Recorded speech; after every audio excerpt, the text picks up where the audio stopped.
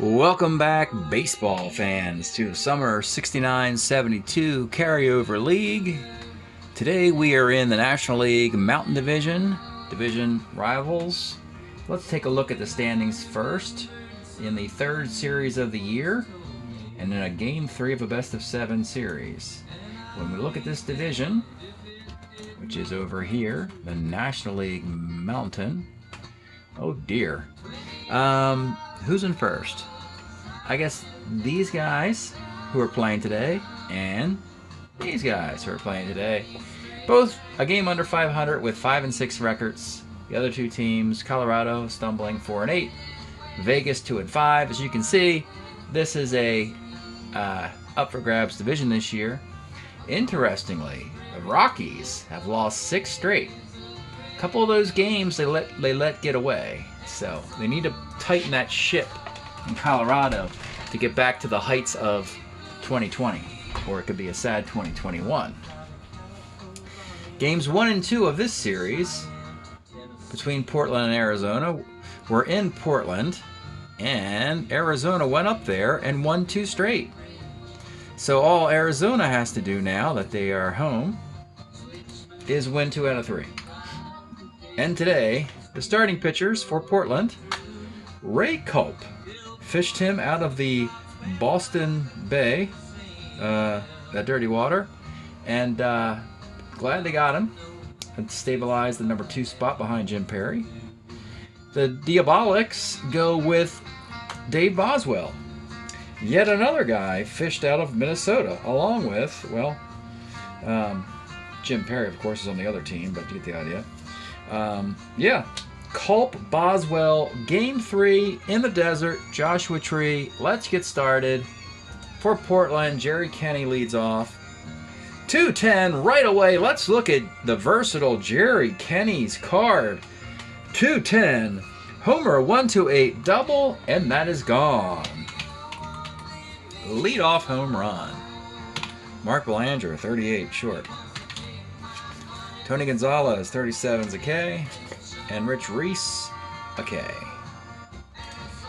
Bottom of 1, Stevie Ray Braun, 411, bouncer to first. This is Reese, a 2-11 at first base, and he boots the ball.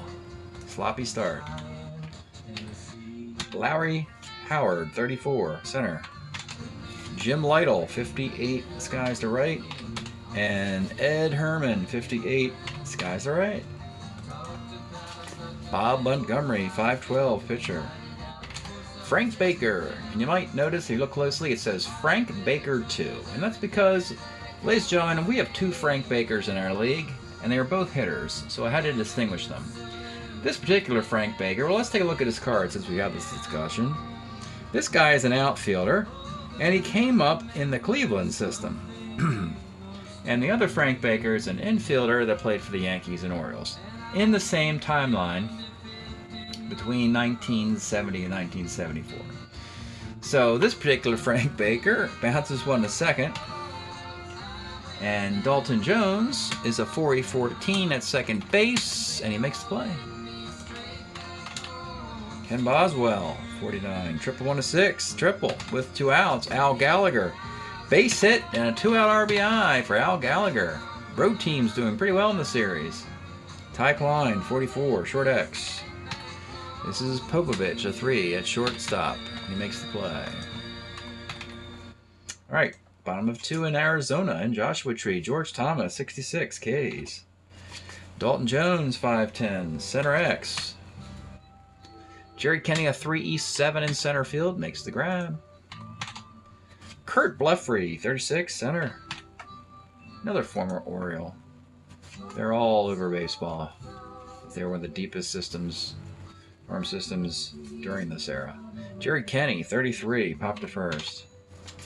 Mark Belanger, 1-5, another former Oriole. Base hit to center. B. Steeler. We got a lead, and we have a catcher, Larry Howard. Oh, he's got a -1 arm. Maybe not. Tony Gonzalez, 67, is a walk. Nice move to not steal. Rich Reese, 2-7, base hit into right field. The speedy Belanger is a 15 runner. I'll lose a 0 arm, got to run on a 15, and he scores. Tony Gonzalez does not go to third, though. First and second. Montgomery, 2-3, short B. Puts runners in the corners for Frank Baker. He rolls to first base, and the inning's over. 3-0. Felipe Alou, 34, pitcher. Popovich, 410, short X. This is Belanger, 2E26 at short. Makes the play. And Stevie Ray Braun, 210, pitcher. We go to the fourth inning of a 3-0 Portland lead. Boswell, 1-5, walk. Allen Gallagher, 2-7, K. Ty Klein, 33, fielder's choice at second base. Now with 2 outs, it's Jerry Kennedy. 2-6, pops to first. For a 3-0, bottom of the fourth. Lowry Howard leads off for the Diamondbacks. 66 is the K. Jim Lytle, 411. Bouncer to first. This is Reese, a 2E11. And with 2 outs, it is easy. Ed Herman, the easy one. Let's take a look at Ed Herman's card. Man, I love this card, man. The 210 card, when it's got homers like that. I can think of a bunch of players who have cards that look like this. Rupert Jones' 84 card looks a lot like this, for instance. Anyway, yeah, homers. Dude, hit. 283, 19 bombs, and 320 plate appearances. Nice. Solo Jack, 3-1 game. George Thomas, 47 Ks. And that's your inning. Top of 5. It's Belanger, 2-8. Double 1-6, base hit. Tony Gonzalez, 46 is a K. Rich Reese, 111, third B, and with 2 outs. Montgomery, 68, single 1 of 4, lines out. We'll go to the bottom of the fifth, but first let's pause for station identification. This is the Shrimp Trawler video channel. Este es el canal de videos de camaroneros. Okay. A little parched here in the desert.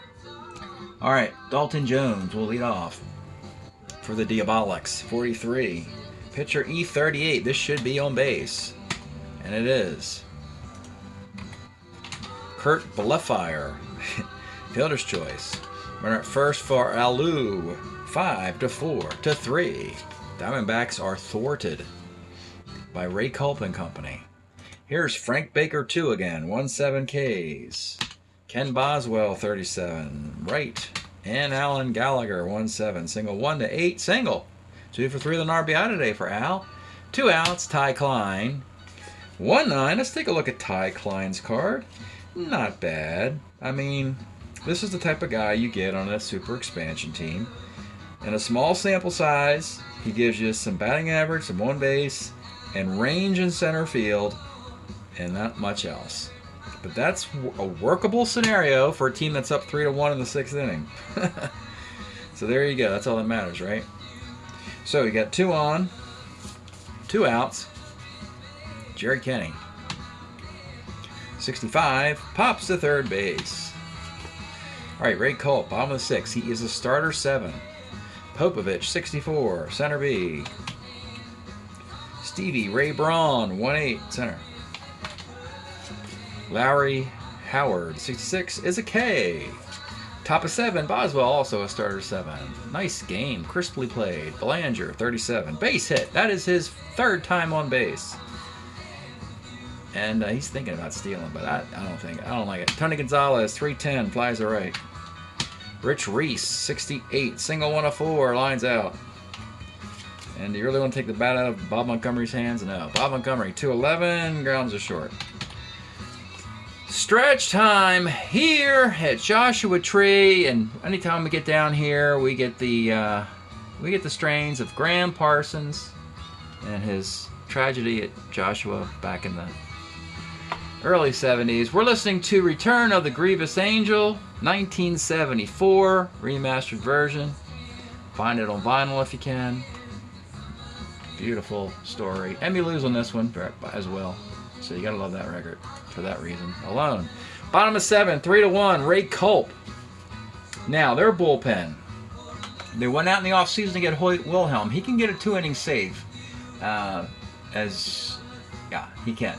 The lefties are just barely serviceable. Strohmeyer is already gets lefties out. So, we'd really like Culp to get through this inning.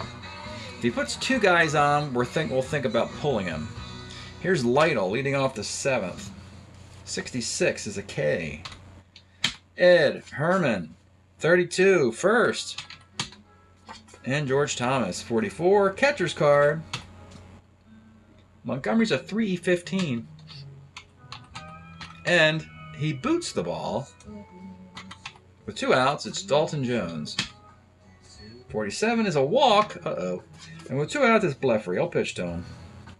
Nothing earned. 32, Blefary pops to second base. Tough break for Zona.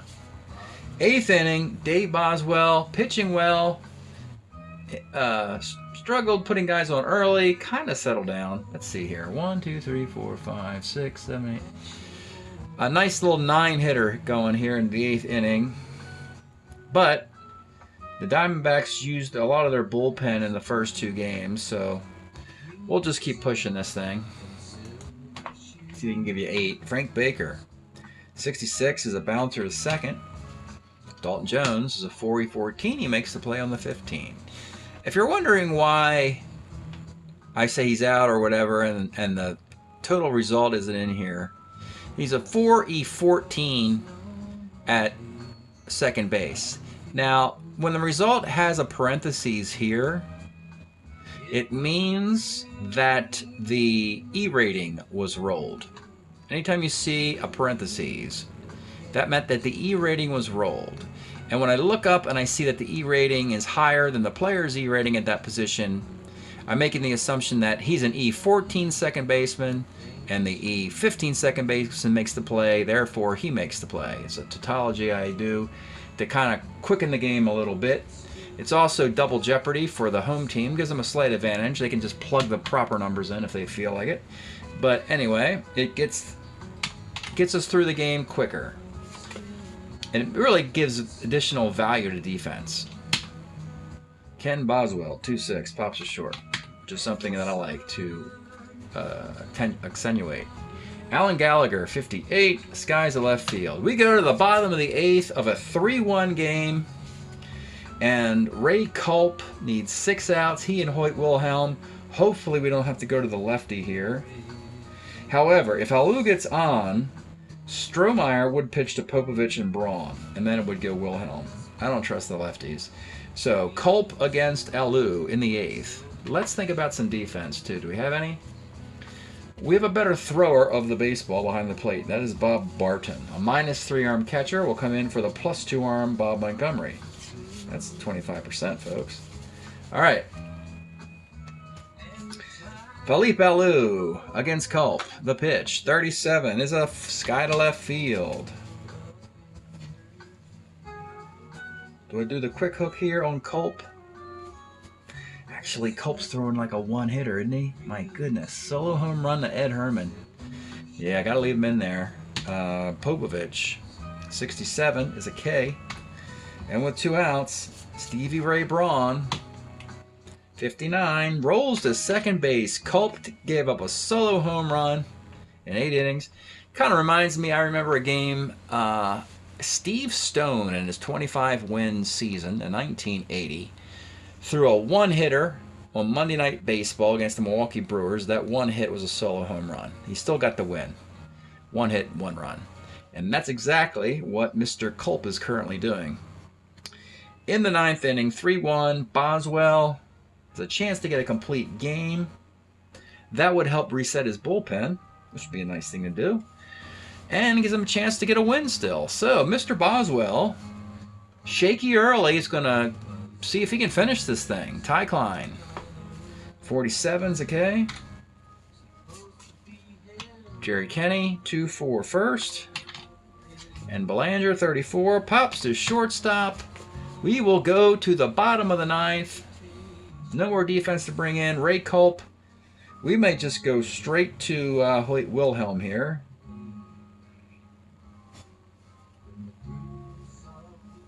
I think we're just going to do it. You got to invest. I mean, you're an expansion team, and a really bad one, so you may as well use this expensive off-season acquisition.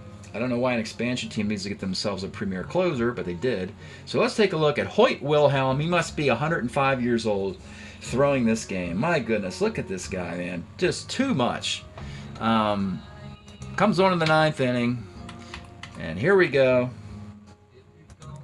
He's got a 2-run lead. Larry Howard, 63. Pitcher X, he's an E22, a 2. And there you go. Again, example. So it's an error. The E rating was rolled. He's an E22. If an E15 pitcher makes an error, you damn straight know that an E22 is even worse and he'll make an error. That's how I play it, the home field advantage on that call. So Howard reaches on the error, bringing the tie run to the plate. Jimmy Lytle, 58, skies to right.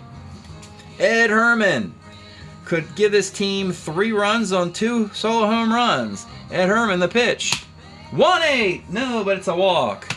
2 men are on, that's George Thomas. They could win this game with 2 hits. George Thomas, here's the pitch, 2-1, 1 out. 52, skies the center.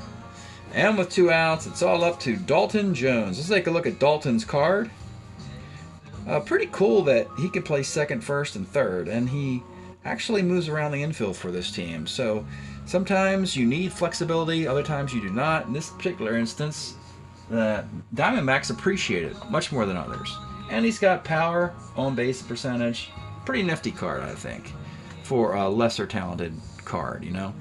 So here it is, all up to Dalton Jones. 3-2, ends it with a walk-off. The pitch to Dalton Jones. 69 off Wilhelm is a pop to third base. And the aging knuckleballer slams the door, and the Portland team has won a game. Congratulations, Portland, after losing the first 2 at home. 3 straight road wins. That's pretty impressive. Something I like to use as a measuring stick for how good a team is. Winning at home, no big deal. Win on the road, takes a little bit more work. They did it with a capable closer. Timely hits in the beginning of the game. Decent enough defense. Wilhelm gets the save. Nothing but errors and a walk in the 9th. Ray Culp, masterful. 1-hitter, solo home run that was earned. 1 walk and 6 strikeouts. There's your box. 1019. Make that a loss. There you go.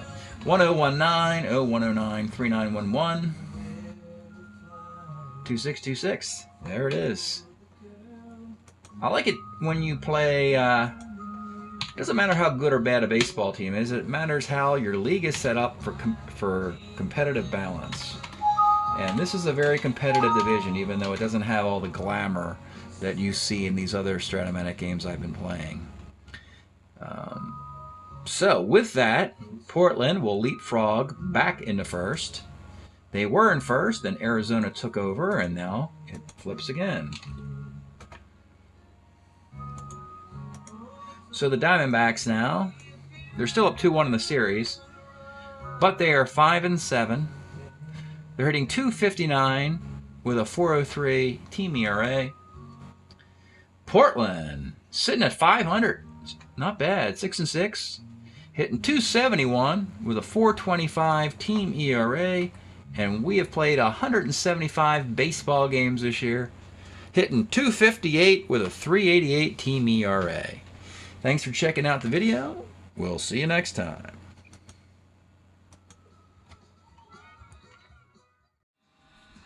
Well, baseball fans, this turned out to be a pretty fascinating series. 3 straight road wins. It was 2-2, and then 3 straight home wins. Arizona wins Game 5 at home, but Portland returns home, needing to win the next 2. They do that. So Portland break up the Rosebuds, 2 games over 500, finding themselves in first place in this division. Now in the year hitting .283 with a .383 team ERA. That's exceptionally good for super expansion teams, like to call the fictional ones super expansion. Arizona, on the other hand, had the cat in the bag, and then they let it out, and now Arizona They and Colorado are both 4 games under 500. Arizona is 6-10, hitting .261 with a 4.27 ERA. And for Portland, the star of their team early on, Ray Culp, 3-1 on the year, giving up just 7 runs in 31 innings. Bailing out the ace, Jim Perry, who's 1-4. That's it. Thanks for checking it out. We'll see you next time.